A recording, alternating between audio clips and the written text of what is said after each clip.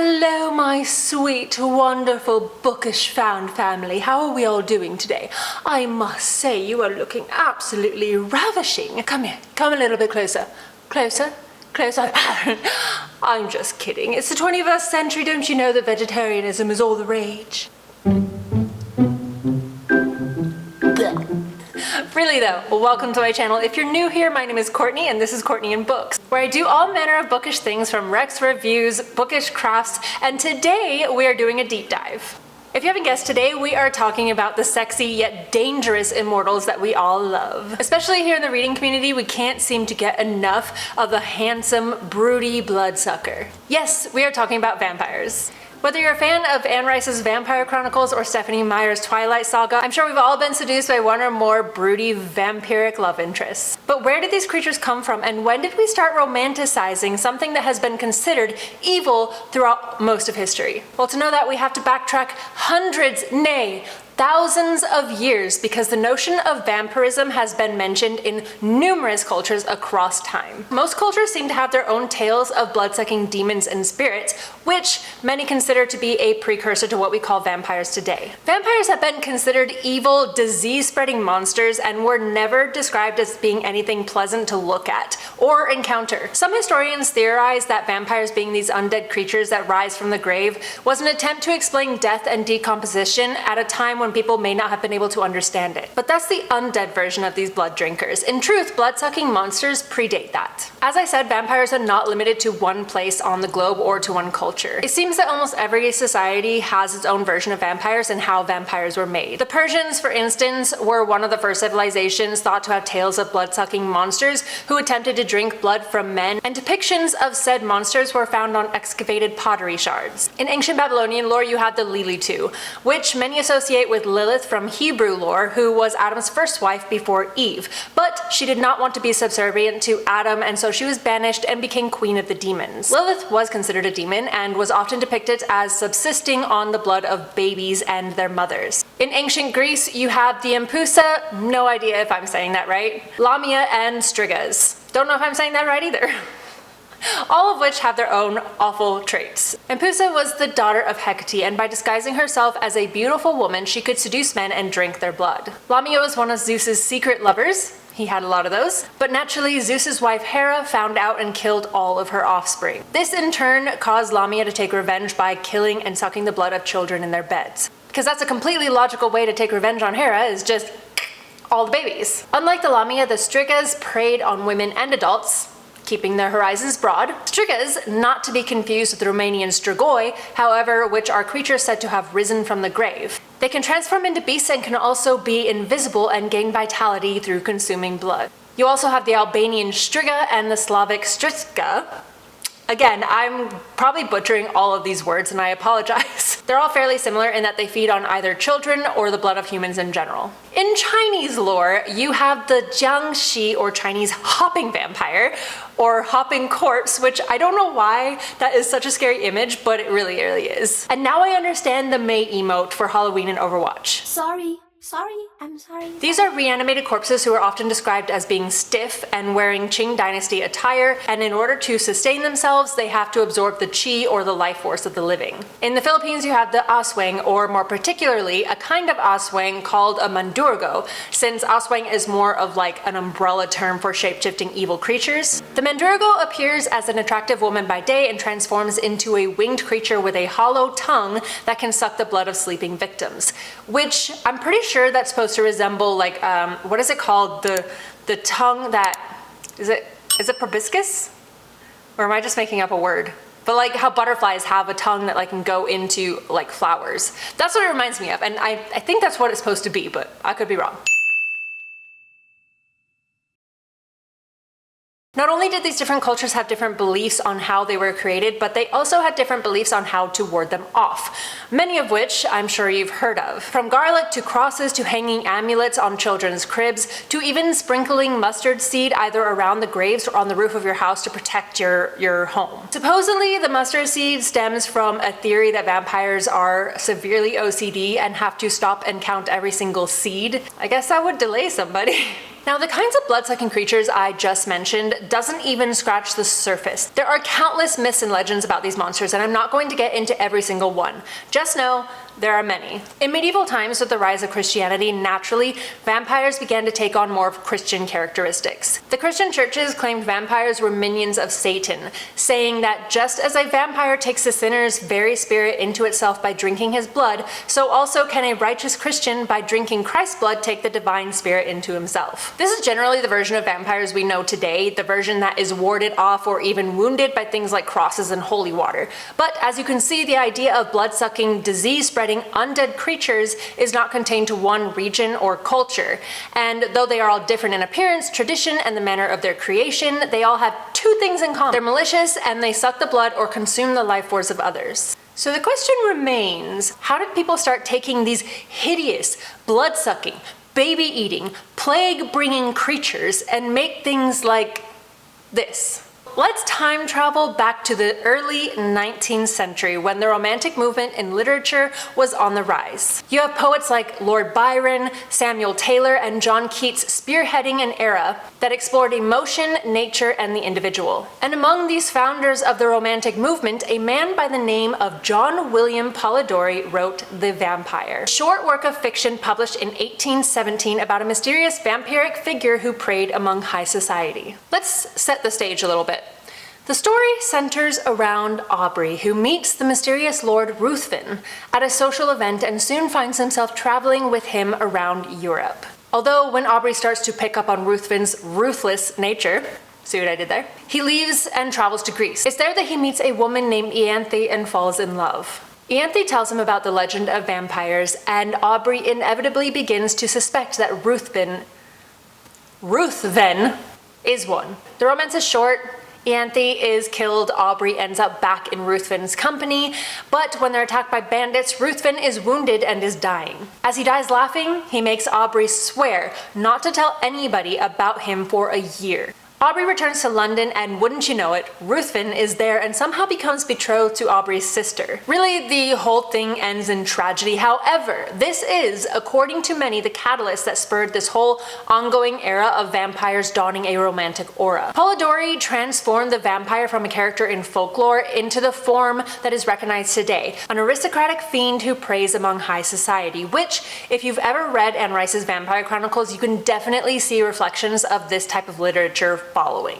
Jumping forward a little, we have J. Sheridan Le Fanu. He wrote Carmilla in 1872, which is a gothic novella about a young woman named Laura living a solitary life in a secluded castle in Austria, who becomes increasingly entangled with a mysterious and beautiful guest named Carmilla. The story details Laura's growing fascination with Carmilla, who exhibits increasingly strange and volatile behavior, including nocturnal wanderings and a detrimental effect on Laura's health, resulting in a deep, unsettling bond with undertones of desire and supernatural danger. Most would agree that if you're trying to pinpoint the first real romantic vampire story, that this is where it all began. Next, we have another very well-known piece of literature by Bram Stoker, aka Abraham Stoker, who was an Irish novelist who, in 1897, wrote the famous gothic horror novel Dracula. Dracula is a novel written as a collection of fictional diary entries, letters, ship logs, and newspaper clippings. Granted, this wasn't considered a romance and was in fact known as a gothic horror, it still created a vampiric figure that differed from previous renditions. The story begins with Jonathan Harker, who is traveling to Count Dracula's castle to help him buy a house near London.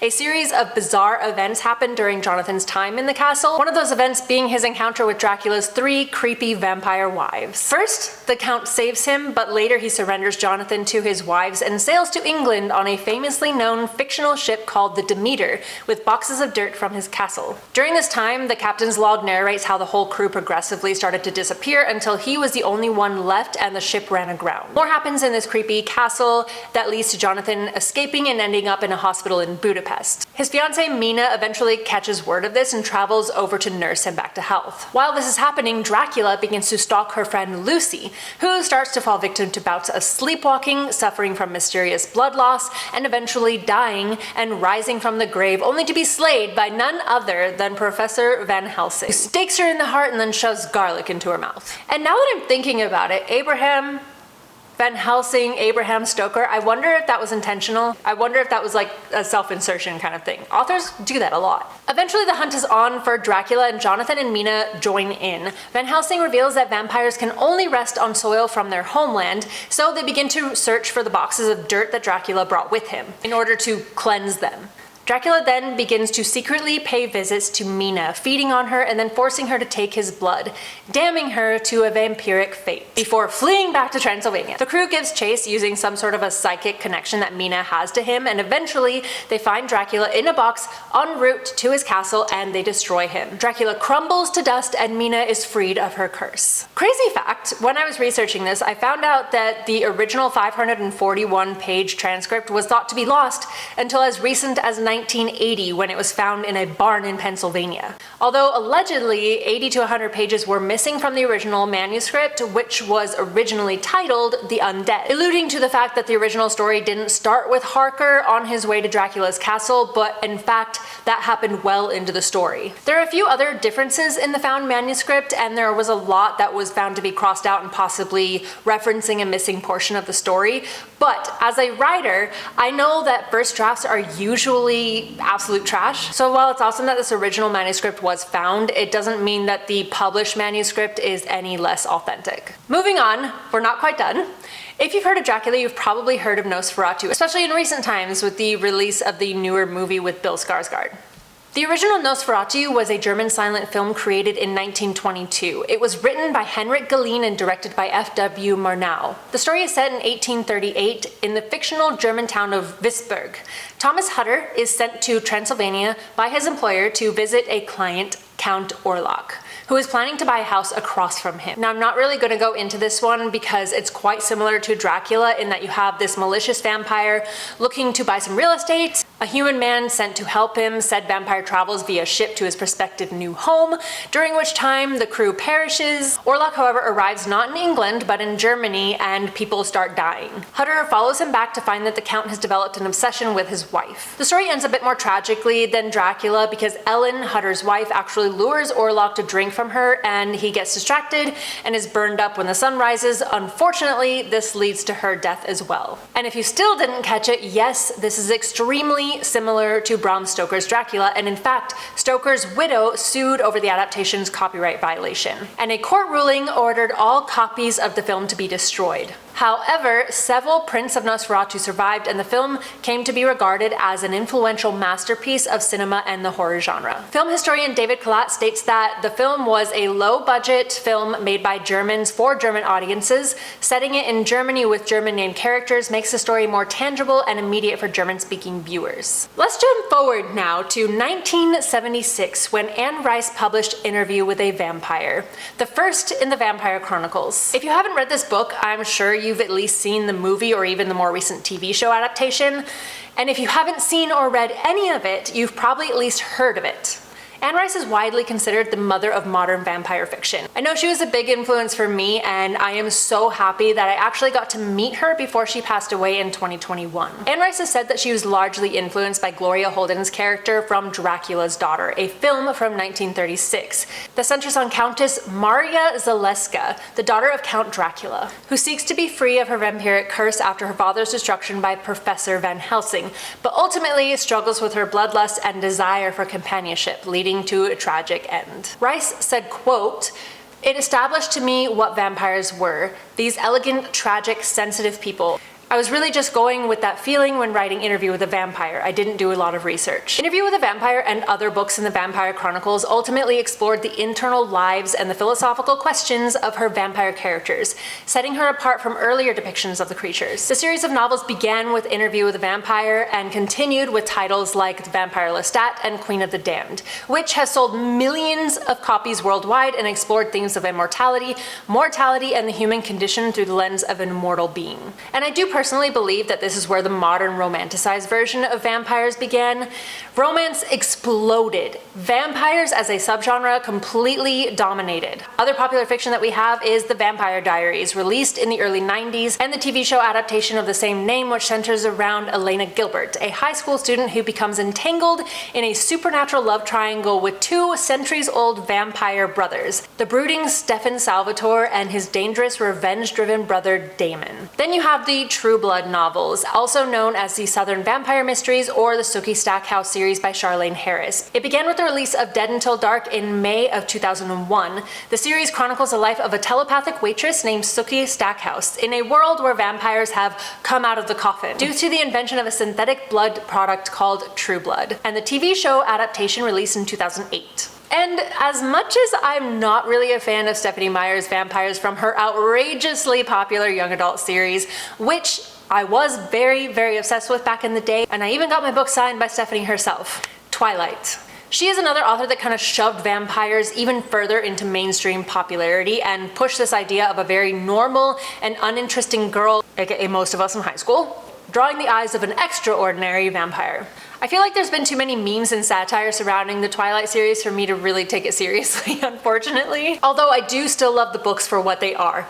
Kinda sorta badly written young adult fantasy that I absolutely gobbled up at one point in my life. However, even when I was dragging my butt to some high school auditorium to get my books signed, I was not really a fan of her vampires because they sparkle in the sunlight and they don't even have fangs. I need fangs. I'm sorry, but I want fangs. Nothing beats that sexy little double puncture mark on the side of a neck. But I digress. I did read Anne Rice before Stephenie Meyer, and I think I was just a little bit too attached to broody night stalkers to accept sparkling vampires.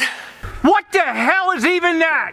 Of course, there are a lot of adult romance authors, and with this influx of writers came broader and more unique takes on what used to be gross, undead demons incapable of love. One of my personal favorites is Laura Adrian, the author of the Midnight Breed series. Her vampires were immortal, blood-drinking, human-alien hybrids covered head to toe in color-changing tattoos that match their mood. I know, it sounds weird, and maybe I have no right to criticize sparkling vampires when I'm gushing about vampires with mood tattoos, who are also aliens. I thought it was weird too until my now fiance forced me to read them, and it changed my life and ultimately led to me writing my first romance novels and publishing them back in 2019. But the arguably more popular vampire romance series, which now has a show on Passionflix, is Black Dagger Brotherhood.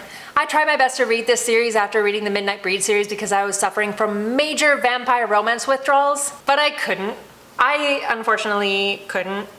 I read the first 2 chapters and I put it down. I think it was a bit too outrageous for me. The main vampire was something out of a 90s comic book with sunglasses and everything, and I couldn't get over the insanely cheesy names. Rage, Fury, Revenge, Vicious. I'm sorry. I'm sorry. But to each their own, absolutely no judgment from me if you love that series. I was just talking about vampires who were from outer space. To conclude, I think it was kind of inevitable that vampires would eventually make their way into the romance genre. Actually, scratch that. I think someone rearranged the view of vampires from disgusting, malicious, undead monsters, or straight up demons, and made them into something alluring, resembling humans.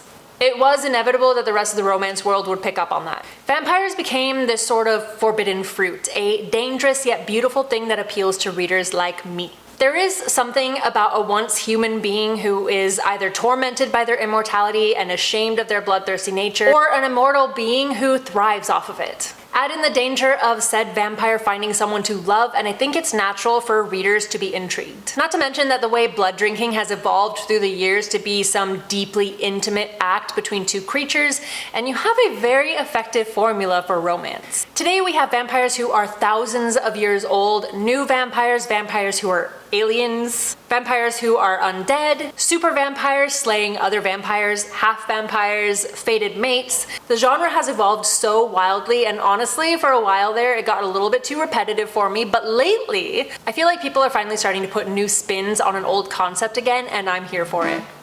And before you go, here's a story time. A very short story time, kind of like my novella Feeder.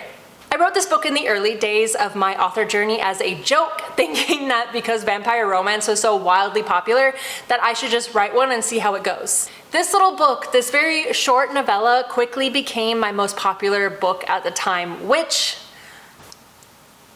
Feeder is set in a parallel dystopian world where vampires have taken over and humans are good for only two things: working for vampires or feeding vampires. Ophelia ends up being the personal feeder to one of these vampire lords named Kieran, who has a very hard time letting go of the old days when humans and vampires coexisted harmoniously. It's a short, gothic, romantic vampire story, and it is on Amazon and Kindle Unlimited. Or if you want a signed copy with sprayed edges, they are available on my website, which is linked below. And any book that I sell basically goes right back into my content. That is all I have for you guys today. I hope you enjoyed this deep dive. If you did, hit that like button, and if you are not subscribed, hit that subscribe button. I'm trying to get to 5,000 subscribers on this channel. Comment below if there is an idea that you have for another deep dive that you'd like to see on this channel. In fact, even if you don't have an idea, comment anyways. Just say hi, put a little heart emoji. I don't care, it just helps this video. Or at least I think it does. I actually really don't know how the algorithm works on YouTube. I haven't really looked into it that much. I have a hard enough time keeping up with algorithms on Amazon and Instagram. Speaking of the algorithm on Amazon, it really kind of sucks right now for little authors like myself, so if you could spread the word about my books, or if you're interested in my books, my name is Courtney Lee, L-E-I-G-H on Amazon. I would really appreciate it if you guys checked it out if you are into romance in the fantasy or sci-fi genres. And before I start talking about a bunch of useless shit, I'm gonna end this video right here. I love you all. Thank you all for watching. I will see you all in the next one. Until then, happy reading. Bye!